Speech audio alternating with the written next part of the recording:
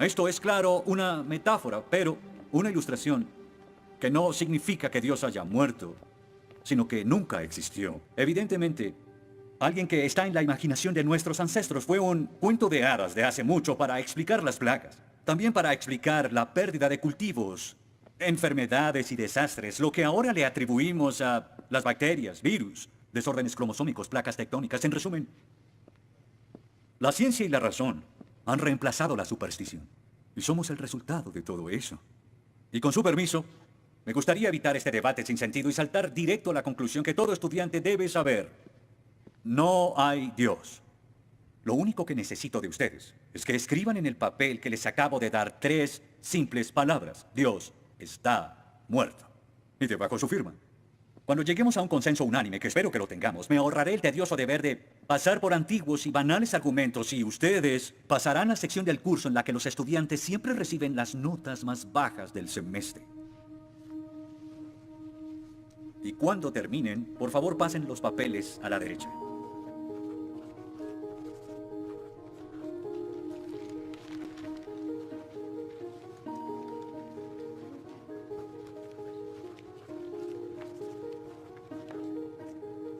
Gracias.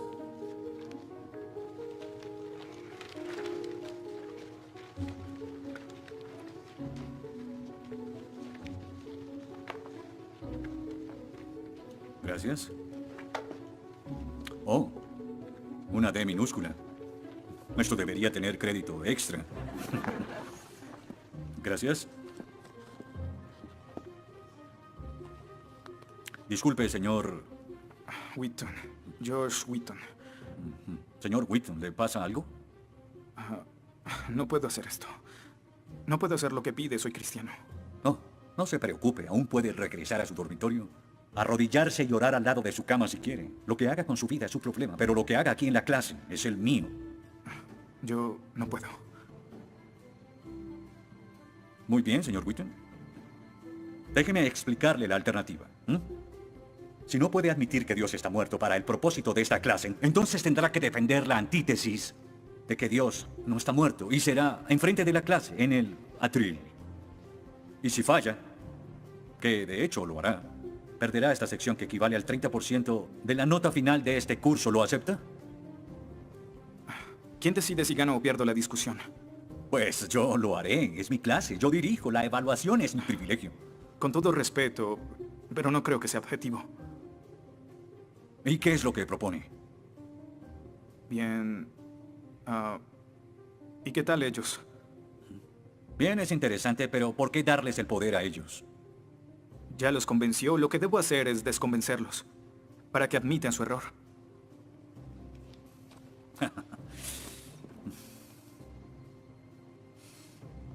Bien.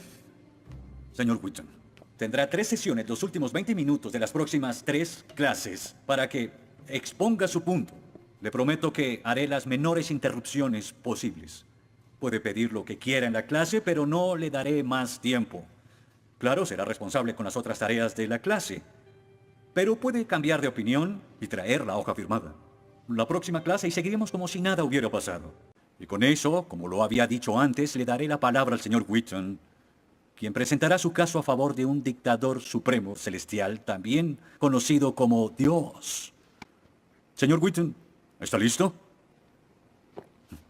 El atrio es suyo.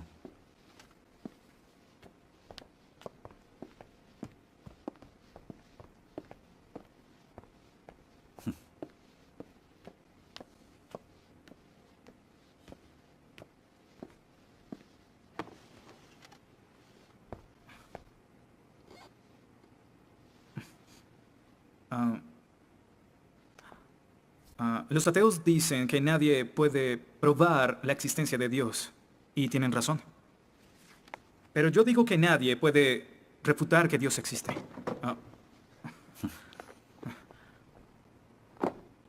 Pero la única forma de debatir este asunto es observando la evidencia disponible.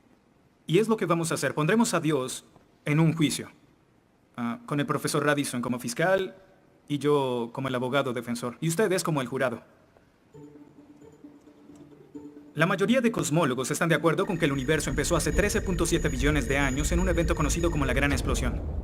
Ahora, analicemos la descripción del físico ganador del premio Nobel Steven Weinberg de cómo habría sido la Gran Explosión y, ya que él es ateo, podemos estar seguros de que no hay ninguna inclinación religiosa en su descripción. Al principio, hubo una explosión y en 3 minutos, 98% de la materia que hay o habrá se produjo. El universo apareció. Por 2500 años, la mayoría de científicos estuvieron de acuerdo con Aristóteles, con la idea de que el universo siempre ha existido sin inicio o final. Pero la Biblia no está de acuerdo. En 1920, el astrónomo belga Georges Lemaitre, teísta, que de hecho... ¿Qué es un teísta? Un teísta es alguien que cree en la existencia de Dios. Dijo que todo el universo saltó a la existencia en un billonésimo de segundo. De la nada, en un inimaginable destello de luz. Así es como esperaría que el universo respondiera si Dios hubiera dado la instrucción en Génesis 1:3 que exista la luz. En otras palabras, el origen del universo apareció como se esperaría después de leer Génesis y por 2500 años. La Biblia tiene razón y la ciencia está equivocada. Todo apunta a un Dios que lo creó, verán.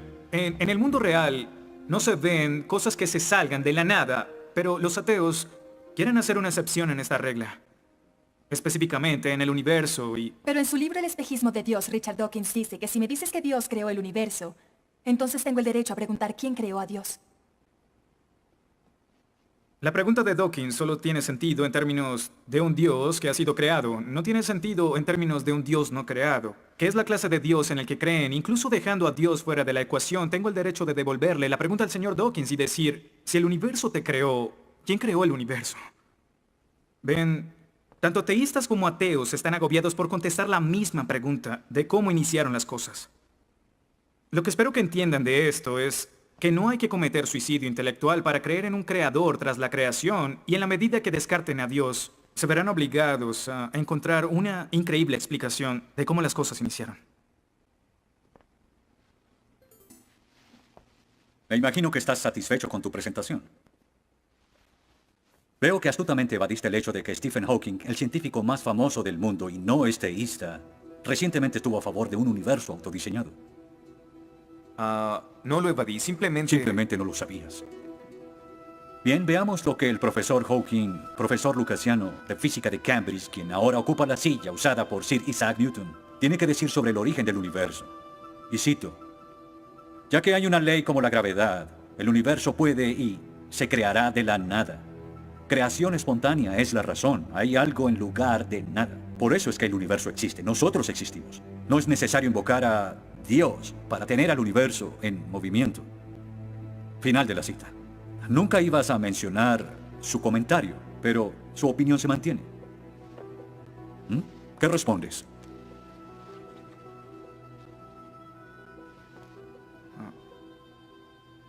No sé. ¿No sabes? Pinché el globo de todo tu argumento con un solo alfiler y... ¿Tú no lo sabes? Oh. Señor, me gustaría decirle que tengo la respuesta perfecta, pero no quebranta mi fe. Oh, ok. Así que el más grande cerebro científico de toda la historia dice que Dios no es necesario, pero un estudiante de primer semestre dice, oh, sí lo es. Wow, ¿sabes? Va a ser una decisión muy difícil. Pues estaré pendiente la próxima semana. Se acabó la clase. Gracias a una ley como la gravedad, el universo puede y se creará de la nada. Y para ser honesto, no sabía cómo refutarlo. Después de todo, es cierto que Hawking es un genio. Pero el profesor John Lennox, quien enseña matemáticas y filosofía, ha demostrado que no hay ni uno, ni dos, sino 3 errores de lógica en esa simple frase y se reduce a un razonamiento circular. Hawking básicamente está diciendo que el universo existe porque necesitaba existir, y como el universo necesitaba existir, se creó a sí mismo. Es como si les dijera que la carne enlatada es la mejor que haya existido porque en toda la historia no hay comida que sea mejor. Quizá me vean extraño y les digo que nunca he probado nada más. Y tienen razón, lo estoy ratificando. Pero cuando Hawking afirma que el universo se creó a sí mismo porque así debía ser, y luego dice que tiene una explicación de cómo y por qué fue creado, no reconocemos que está haciendo lo mismo. Pero así es. Continuando con Lennox, sandeces se quedan en sandeces, aunque sean dichas por un famoso científico. Y el público asuma que son declaraciones de la Este es ciencia. el tope de la arrogancia. ¿Me estás diciendo que tú, un estudiante, afirma que Stephen Hawking está mal? ¿No? Lo que digo es que John Lennox, profesor de matemáticas y filosofía, encontró que las razones del profesor Hawking son incorrectas. Y si no soporta mi desacuerdo con Hawking, le sugiero que vaya a la página 5 de su libro, en donde insiste en que la filosofía está muerta. Y si está tan seguro de la infalibilidad de Hawking y la filosofía realmente está muerta, entonces no hay necesidad de esta clase.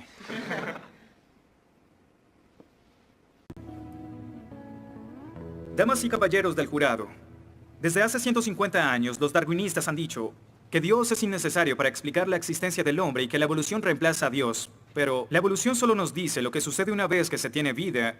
Así que, ¿de dónde viene ese algo que tiene vida? Darwin nunca lo dijo, quizás supuso que un rayo cayó en una piscina con los químicos correctos. Lotería, un ser vivo. Pero no es tan simple. Verán, Darwin afirma que el ancestro de todas las cosas vivientes vino de una sola cosa. Un organismo simple que se reprodujo y se modificó con el tiempo en una forma de vida más compleja. Por eso es que después de contemplar su propia teoría, Darwin pronunció su famosa declaración: Natura non fucking saltum, lo que significa: la naturaleza no salta. Y como el famoso autor Lee Strobel dijo, si puedes imaginar los 3.8 billones de años que los científicos dicen que la vida ha estado entre nosotros en un día de 24 horas, en el espacio de 90 segundos, la mayoría de grupos de animales de repente aparecieron en las formas que actualmente tienen. No como Darwin predijo, sino en términos de evolución, casi instantáneamente. Así que, la naturaleza no salta, se convierte en la naturaleza dio un gran salto. ¿Cómo los teístas explican tanta información biológica? Y Dios dijo, que las aguas se llenen de seres vivientes y que vuelen aves sobre la tierra en la expansión de los cielos. Dios creó los monstruos marinos, los diversos seres vivientes que llenan las aguas y todas las especies de aves. Y Dios vio que esto era bueno. Génesis 1:20. En otras palabras, la creación sucedió porque Dios lo dijo. Y lo que parece para nosotros un proceso oscuro sin guía, pudo realmente ser controlado de principio a fin. Se dice que el mal es el arma más potente del ateísmo contra la fe cristiana. Después de todo, la existencia del mal nos lleva a una pregunta. ¿Y si Dios es tan bueno y tan poderoso, por qué permite que el mal exista? La respuesta a esto es muy simple. Libre albedrío. Dios permite que el mal exista por el libre albedrío. Desde el punto de vista cristiano, Dios tolera el mal en este mundo por un tiempo, para que un día todos los que eligieron amarlo estén con Él en el cielo, apartados del mal, pero con el libre albedrío intacto. En otras palabras, la intención de Dios con el mal es destruirlo un día. Oh, qué conveniente. Un día me desharé de todo el mal del mundo, pero hasta ese momento tendrán que lidiar con las guerras, holocaustos, tsunamis, pobreza, hambruna y sida. Que se diviertan. Luego nos enseñará sobre el absolutismo moral. ¿Pero por qué no? El profesor Radisson, quien claramente es ateo, no cree en absolutismo moral, pero en su programa dice que planea hacernos un examen en la última semana. Apuesto a que si consigo una A en el examen haciendo trampa, inmediatamente empezará a sonar como un cristiano, insistiendo que está mal hacerlo. ¿Y qué base tendría él? Si el propósito de mis acciones es lograr el éxito, entonces, ¿por qué no podría hacerlo? Para los cristianos, el punto de la moralidad, lo que constituye lo bueno y lo malo, es una línea directa que nos conduce hacia Dios. Oh, ¿estás diciendo que necesitamos a Dios para ser morales? ¿Que una moral atea no es posible? No, pero sin Dios no hay una razón para ser moral. No habría un estándar para el comportamiento moral. Para los cristianos, mentir, robar, hacer trampa en un examen para lograr una calificación que no merezco está prohibido. Pero si Dios no existiera, según Dostoyevsky, este es el punto. Ahora, si Dios no existe, entonces todo es permitido.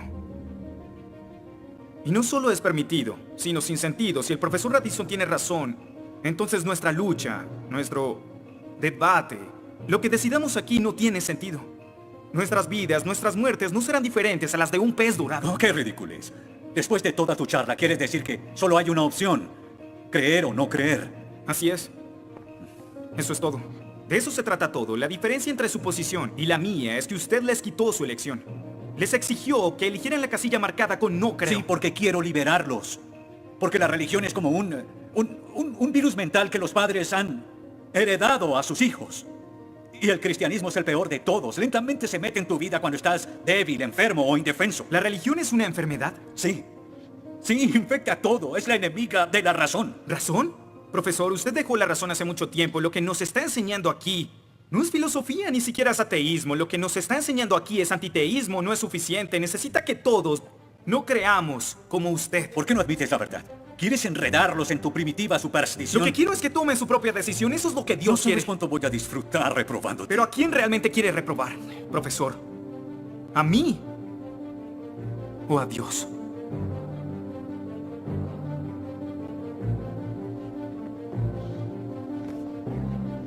¿Odia a Dios? Ni siquiera es una pregunta. Ok. ¿Por qué odia a Dios? Esto es ridículo. ¿Por qué odia a Dios? Responda la pregunta. ¿Ha visto la ciencia y los argumentos? La ciencia avala su existencia, conoce la verdad. ¿Por qué lo odia? ¿Por qué?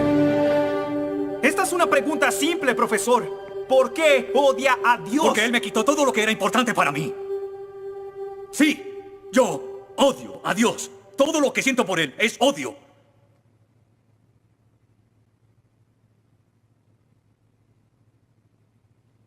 ¿Cómo puede odiar a Dios si no existe?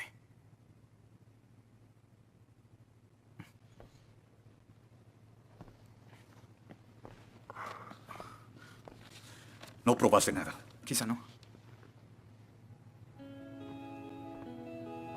Ellos deben elegir.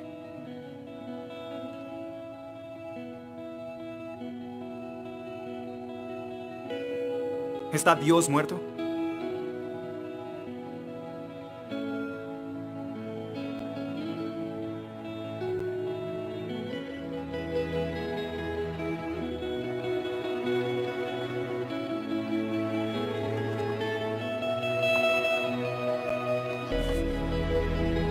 Dios no está muerto. Dios no está muerto. Dios no está muerto. Dios no está muerto. Dios no está muerto. Dios no está muerto. Dios no está muerto. Dios no está muerto. Dios no está muerto. muerto.